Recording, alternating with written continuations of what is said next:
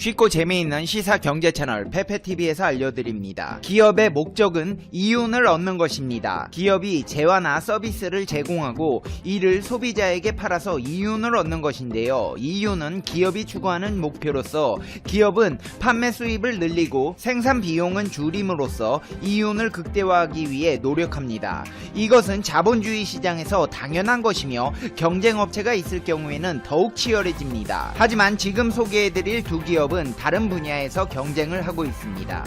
현 상황의 사태로 인해 모두가 힘든 가운데 국내 대표적 자타공인 부산 경남 소주 시장의 대표적 라이벌 주류업체가 격돌하고 있습니다.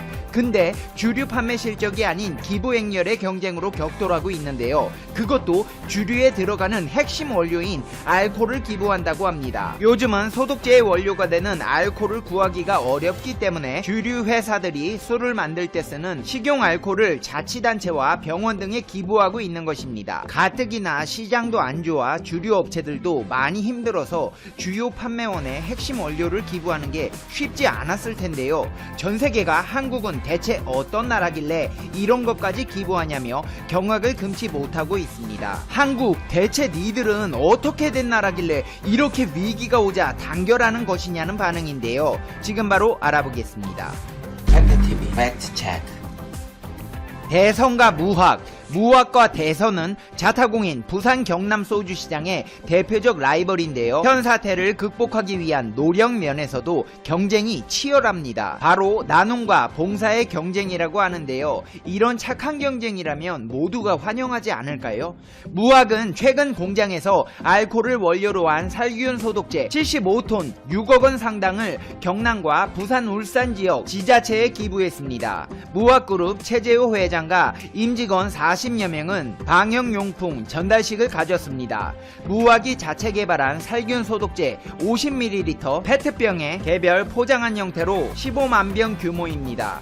무학 측은 소독제 주 원료인 알코올만 기증할 경우 소독 효과와 효용성이 떨어지는 단점을 극복하기 위해 소형 페트병에 담고 스프레이 분무기를 연결해 시민들이 가정에서 바로 사용할 수 있도록 했습니다. 이번에 기증한 살균 소독제는 발효 주정 59%에 맞춘 것으로 용기에 분무기를 꽂아 원액을 그대로 사용하면 되는 용도로 식품 접객용 기구나 집단 급식기구, 식품 제조, 가공용, 살균 소독 등 광범위합니다. 무학 측은 일반 주류 제품과 혼용되는 것을 막기 위해 일반 소주와 구분되는 용기를 사용했으며 병뚜껑과 외부 상표에 회사명이나 주류 제품을 연상할 수 있는 명칭을 일체 사용하지 않았습니다. 회사 관계자는 살균 소독제를 제조하는 기업은 아니지만 지역민들의 안전과 사용 편의를 위해 페트병 형태의 제품을 만들어 지자체에 보급하게 됐다며 마스크 착용만큼 손소독 등 개인 위생을 철저히 하는 것도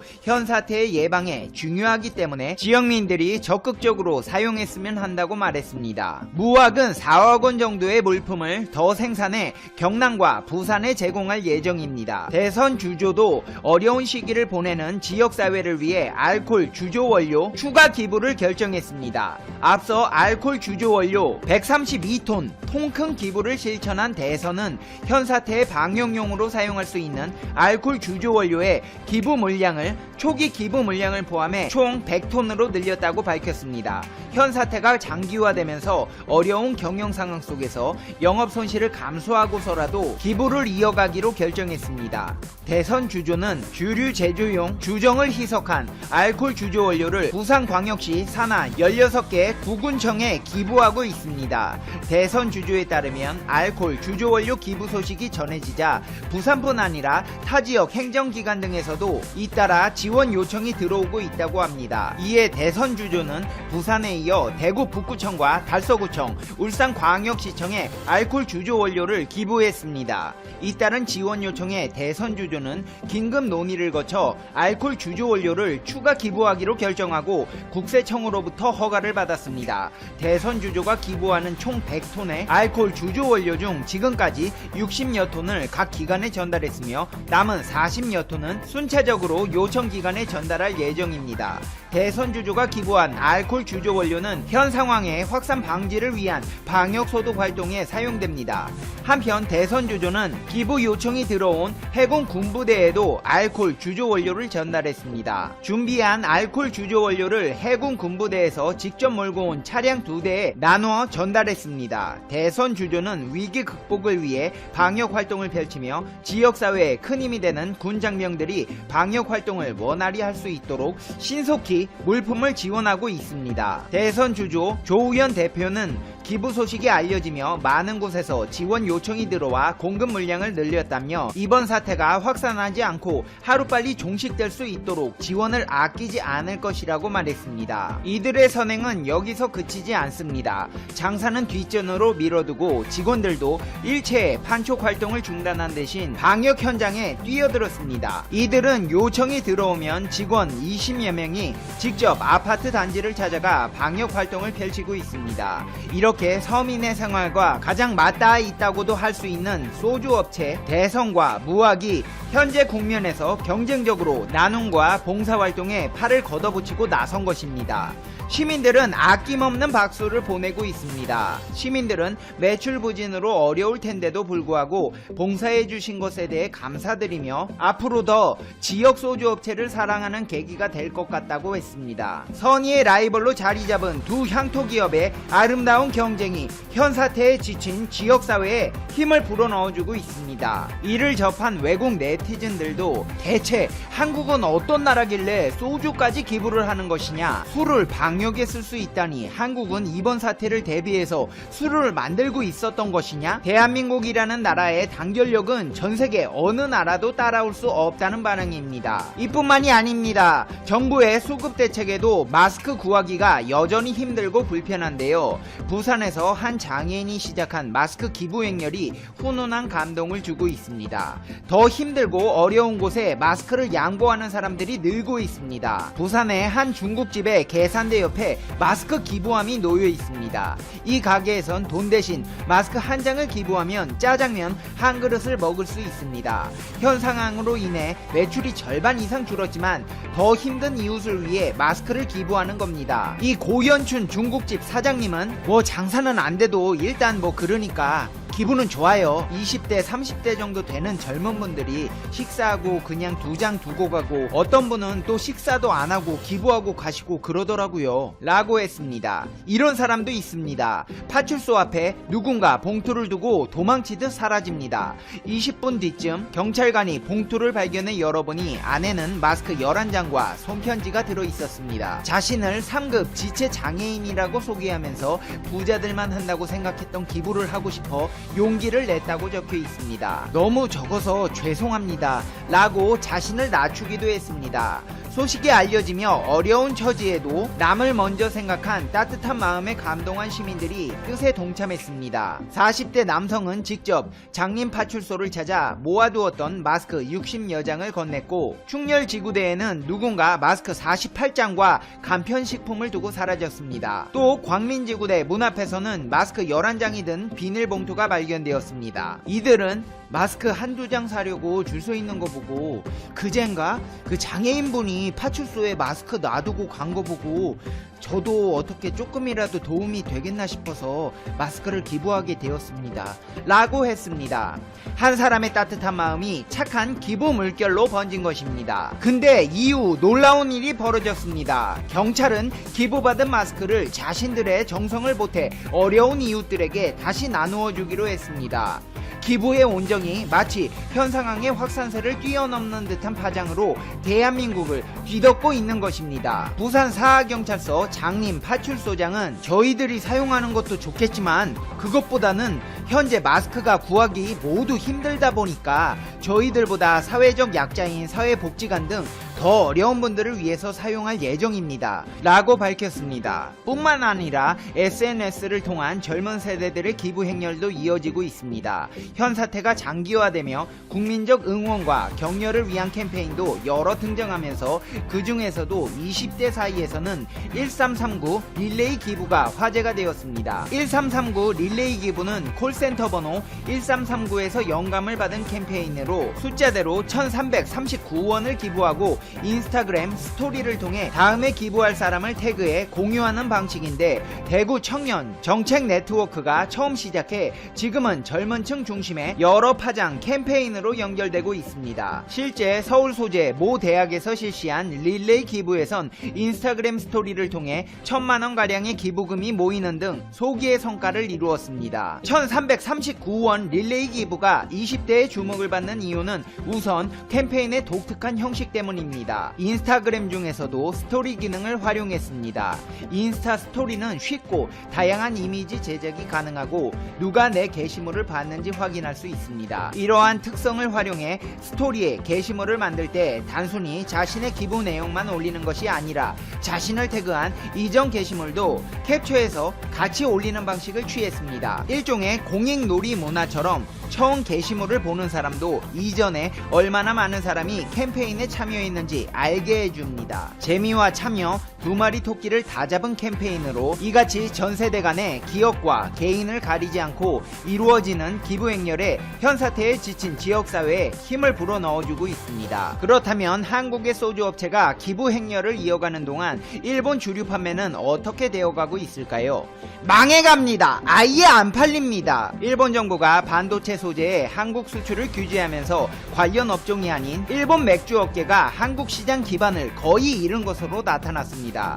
일본 재무성이 발표한 업종별 무역 통계를 보면 한국으로의 맥주 수출량은 47,600리터로 지난해 같은 달과 비교해 99% 줄었습니다. 또 금액으로는 98.5% 감소한 549만 엔이었습니다. 올 1월 감소폭은 물량 기준으로 지난해 12월 마이너스 97.9%보다 커진 것입니다. 다른 식품 품목의 한국 수출도 부진이 이어졌습니다. 인스턴트 라면 수출액은 64%가 감소한 187만 엔에 불과했고 청주 수출액은 83.8% 급감한 8,958엔으로 집계되었습니다. 이렇게 일본과 한국의 주류 회사들은 희비가 엇갈리며 울고 웃는 상황이 이어지고 있습니다. 이제 페페TV의 결론 듣겠습니다.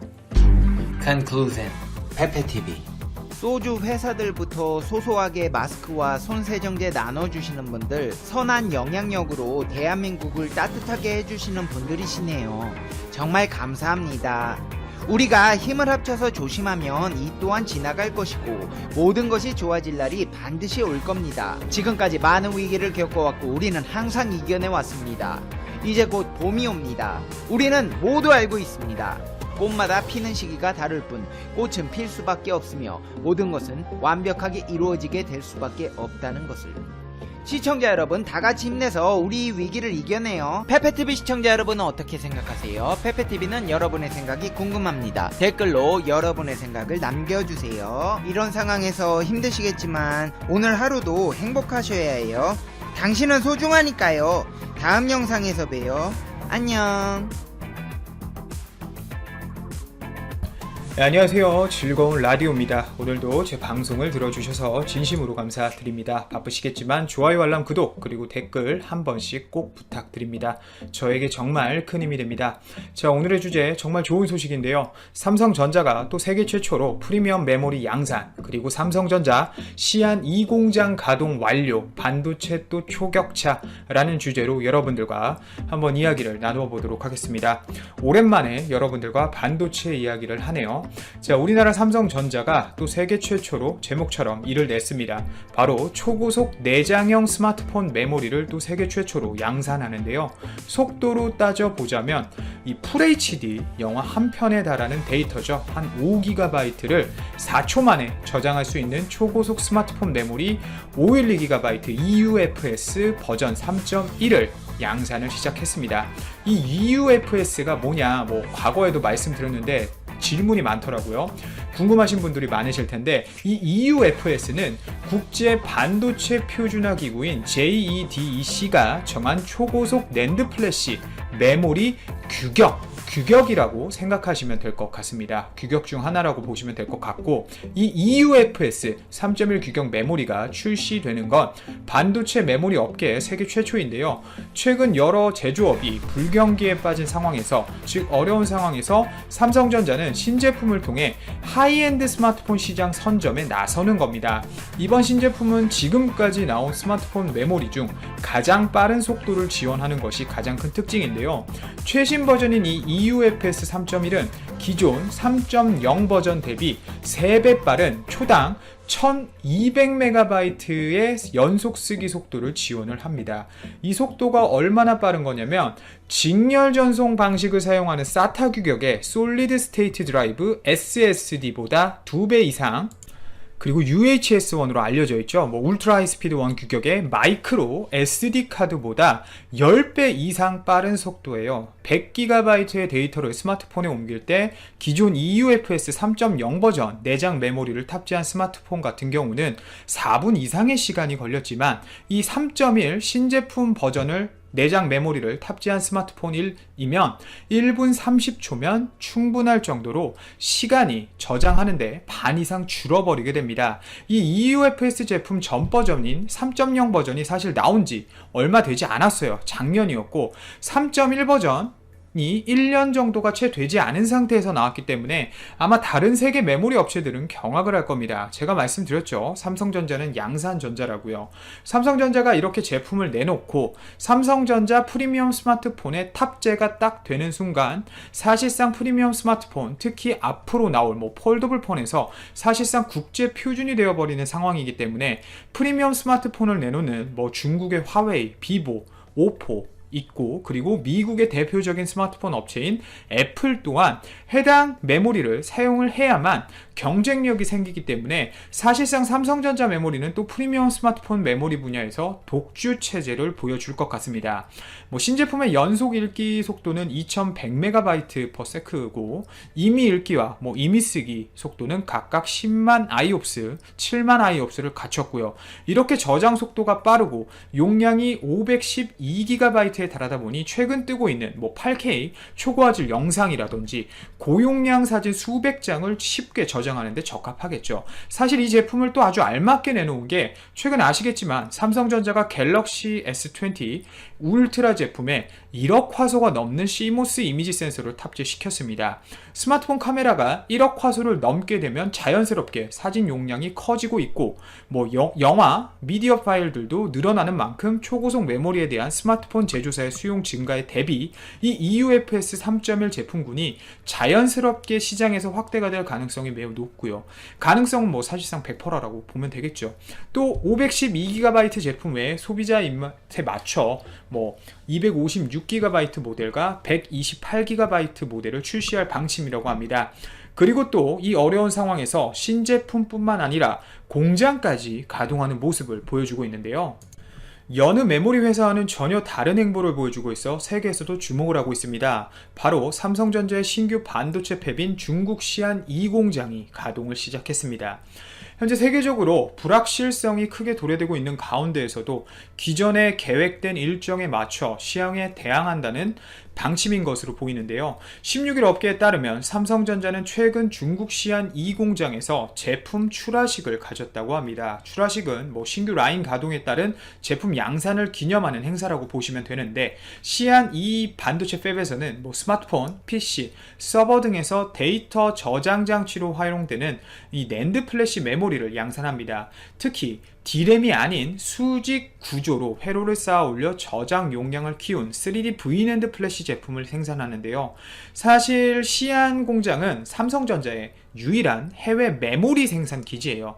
기존의 1공장과 이번에 양산을 시작한다고 말씀드린 2공장으로 이 시안 팹이 구성되어 있는데요. 1공장은 2012년 착공해서 2014년 상반기쯤부터 가동이 되었고, 2공장은 2017년 8월부터 1단계 투자가 진행돼 왔고, 이번에 일부 라인이 완성이 된 거죠. 삼성이 현재 시안 2공장에 갖춘 설비 규모는 웨이퍼 투입량 기준 기준 캐파는 월 2만 장 20K 수준이고요. 삼성이 계획한 시안 2공장 1단계 투자의 원래 총 규모는 6만 5천 장 65K로 전체 계획 대비 현재 약 30% 정도가 갖춰진 셈이라고 보시면 되겠습니다.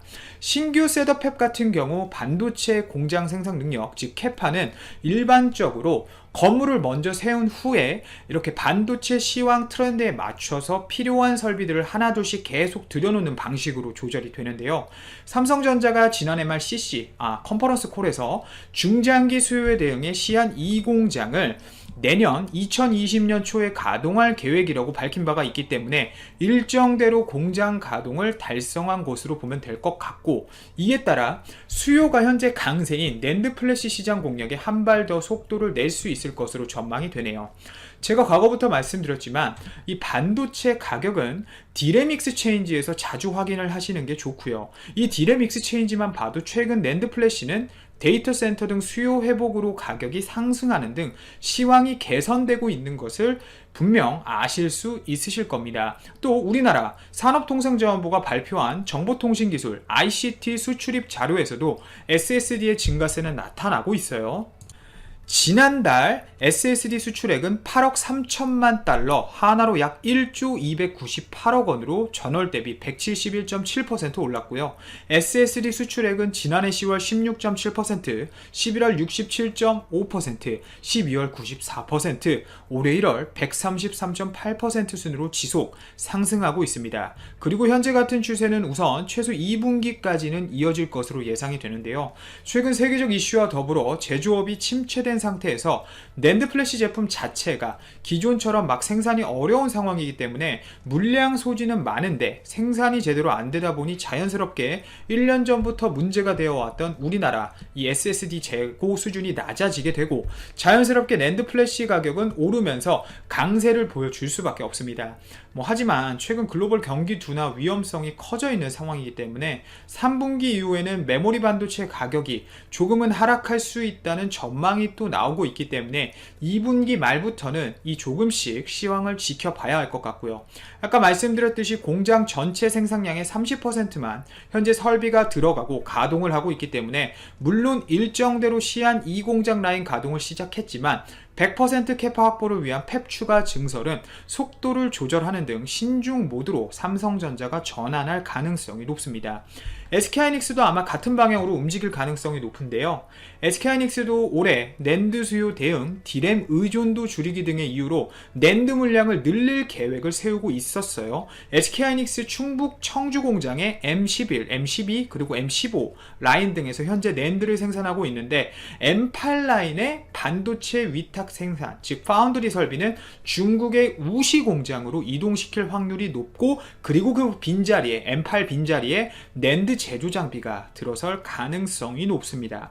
삼성전자와 SK하이닉스는 2019년 4분기 실적 발표 CC를 통해서 96단 및 128단 낸드 생산량을 확대할 계획이라고 언급한 만큼 업계 최고 기술력을 자랑하는 자랑스러운 우리나라 이 대한민국의 두 기업이 비슷하게 움직일 가능성은 높아 보입니다. 글로벌 경기 침체 가운데 속에서도 우리나라 삼성전자, SK하이닉스가 투자 예정 및 가동 예정대로 움직임을 잘 보여주고 있고, 앞서 말씀드린 삼성의 신제품과 앞으로 SK하이닉스가 보여줄 96단